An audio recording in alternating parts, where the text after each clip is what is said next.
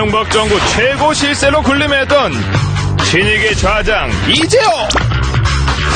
대우나 전도사로 MB정부 탄생에 혁혁한 공을 세웠던 그가 대헌전도사가 되어 돌아왔다. 박근혜 후보의 4년 중임제는 장기 집권에 불과하다면서 분권형 대통령제 공약을 촉구하고 나선 이재호 의원. 연일 박근혜 후보에게 각을 세우며 선대위 참여 요청을 거부하고 있는 그의 진짜 속마음은 무엇일까? 대선까지 이제 남은 시간은 35일. 킹메이커 이재호는 과연 박근혜와 한 지붕 한 가족이 될 수 있을 것인가? 새로운 정치 세력을 꿈꾸는 왕의 남자 이재호 의원을 지금 바로 만나보자.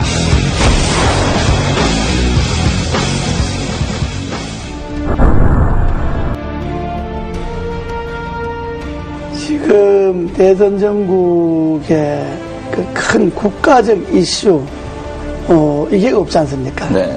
이제 이명박 정부가 끝나면 과거 이제 군사 독재에서 문민정부로 끝나는 한 시기가, 그러니까 김영삼 대통령, 김대중 대통령, 노무현 대통령, 이명박 대통령. 그러면 한 20년이라는 한 이제 시대가 이제 가지 않습니까? 네. 문민화되고 난 다음에 그러면 여기에서부터 새로운 시대를 준비해야 되거든요. 네. 대선 후보들이 중요한 거는 한 시대를 마감하고 다음 시대로 넘어가는 국가적 큰 그림을 어떻게 그릴 것이냐. 네. 그것이 국가와 국민들에게 어떤 영향을 미칠 것이냐.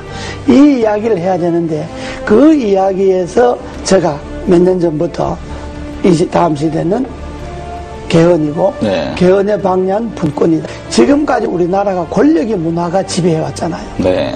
그러니까 큰 권력이든 작은 권력이든 나라의 구석구석에 권력의 힘이 다 이게 미쳐서 그 권력의 힘에 뭔가 좀 가까운 사람만이 뭐 돈을 벌거나 자리를 차지하거나 뭐 이런 소위 나라 풍조가 되었잖아요. 네. 이제는 이러한 권력의 문화를 내려놓고 정말로 사람의 문화, 인간적인 문화가 나라 전반에 한번 골고루 퍼져야 된다. 그렇게 하려면 제일 중요한 게 우리나라에서 권력을 제일 많이 갖고 있는 사람이 대통령이잖아요. 네. 그러면 대통령부터 권력을 내려놓는 분권을 하는. 네. 그래서 대통령과 국회가 즉 행정부와 입법부가 분권을 하고 중앙정부가 지방정부가 분권을 하고 또 행정, 입법, 사법 이 3권에 있어서도 다시 한번 시대에 맞게끔 분권을 하는 그런 분권형 개헌이 이 시대의 정치개혁의 핵심이다. 분권을 하다 보면 4년 갖고는 정책이 연관성이 없어질 수 있으니까 한 번 중임하는 게 좋다는 거고, 분권을 하지 않고 4년 중임하자고 하는 거는 임기 연장에 불과한 거죠. 네. 정권 연장하거나 장관 장기 집권하겠다는 것밖에 안 되니까. 네. 그건 지난날에 우리 역사가 말하잖아요. 때문에 그냥 이 권력 이대로 4년 중임제 하자고 하는 거는 매우 위험한 발상이다.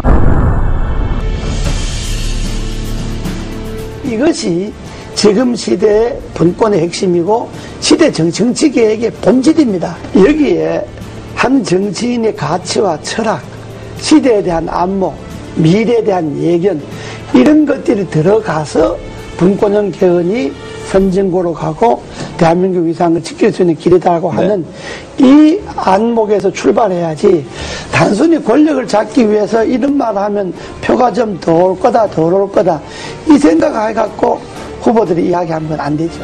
저는 뭐 개헌에 대한 분권형 개헌에 대해서 제일 좋기는 취임하고 1년 안에 하겠다든지 이런 확실한 공약이 제일 필요하지만은 그러니까 그거는 또 저 생각일 수가 있으니까 또 그렇게 생각하지 않는 사람일 수도 있으니까 일단 분권형 개헌을 비롯해서 취임 1년 안에 나라의 바람직한 방향으로 개헌을 하는데 이 시대의 흐름이 나눔이잖아요. 경제도 민주화하자 그러면서 왜 권력을 민주화 안 합니까?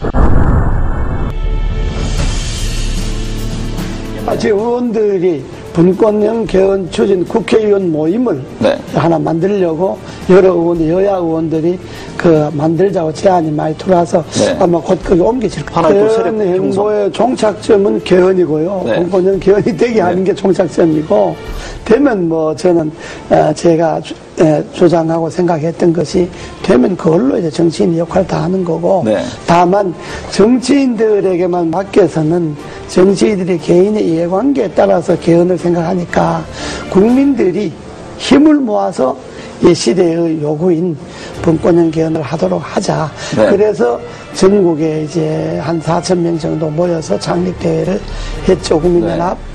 그러고 이제 16개 시도 분권형 연합이 21일 날 이제 결성이 다 끝납니다.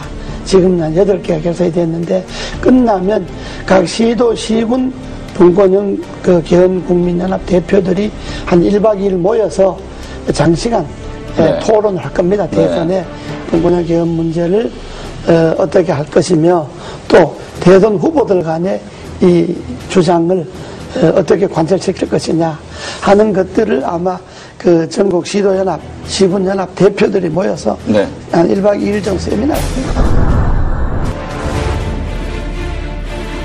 국민연합의 대표들이 따로 있고, 국민연합은 내가 주장하는 가치와 철학을 그게 이 시대의 흐름에 맞다라고 생각하는 사람들이 네. 전국에 12만 명이 지난번에 분권형 개헌 청원을 했잖아요. 네. 지금 서명 받은 게 한 100만쯤 됩니다. 네, 벌써 그렇게 늘었습니까? 예, 이게 네. 이제 300만 서명을 받으려고 하는데, 이 분권형 국민연합 각 시군 대표 이 사람들은 정치를 안 한 신인들도 많이 있고요.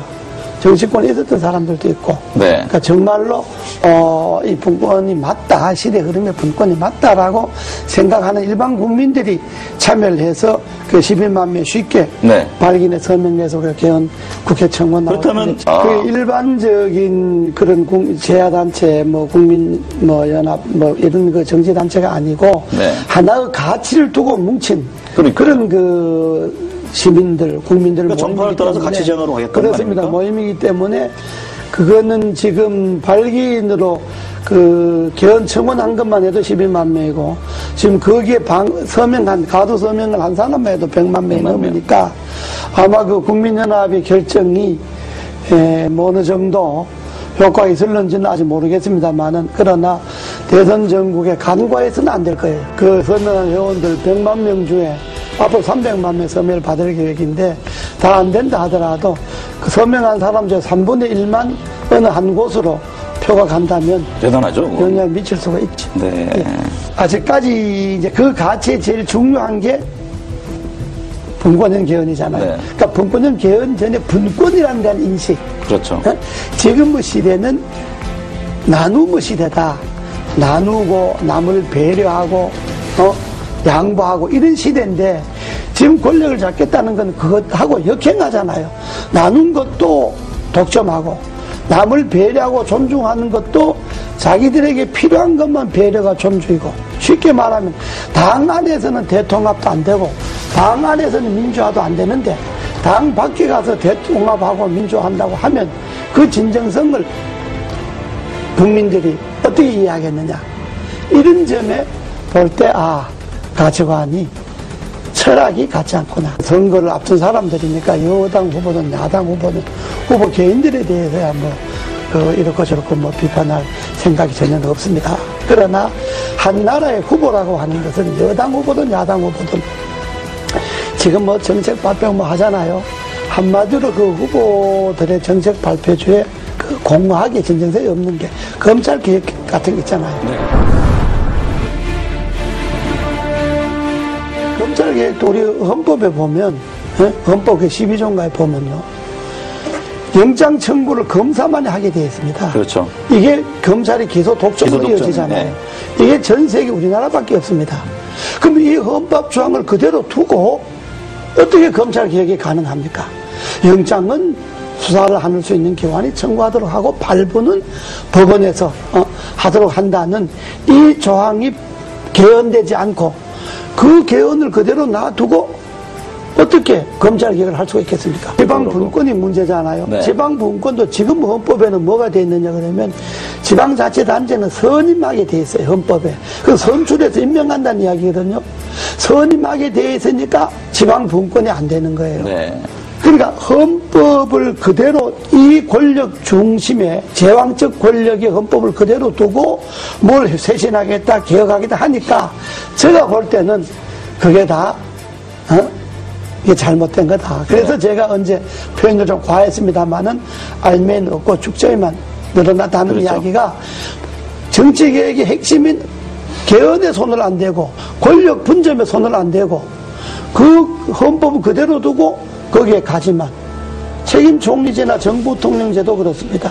현재 헌법을 그대로 두고 대통령이 총리를 임명하고 해임할 수 있는 권한을 갖고 있는데 어떻게 총리인데 권한이 갈 수가 있겠습니까? 한계가 있는 거죠. 저는 이번에 그 검찰 개혁에 있어서 핵심은 헌법에 소위 검사만이 영장을 청구할 수 있다든지 네. 소위 기소 독점이 이거 없어져야 된다고 보는 그것이 핵심입니다. 네, 헌법 안에서 검찰의 그 독점 권한이 없어지지 않는 한은 전 뭐 어떤 계획도 될 수가 없고 말씀을 지금 들어보니까 네. 경찰과 뭐 검사 수사를 두고 경찰 다투잖아요. 네.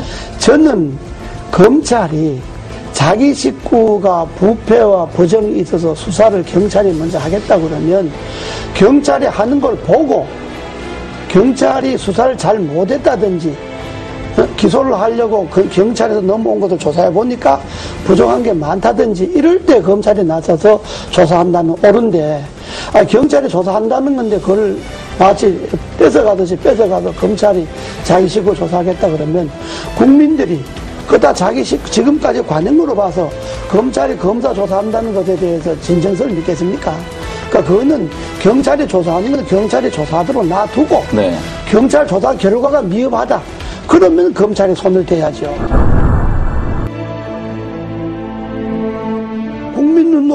국민이 눈높이에 자기를 맞춰서 정치를 해야 되는데 되게 정치한 사람들 자기 눈높이에 국민을 보고 그렇다면 국민이 동의가 있으면 헌법도 무슨 뭐 국민이 동의가 있어서 개헌한다. 아니 당연히 국민이 뭐 안을 내야 동의를 하든지 반대하든지 하죠. 네. 국민들이 무슨 분권을 하라든지 뭘 하든지 안을 국민들이 냅니까?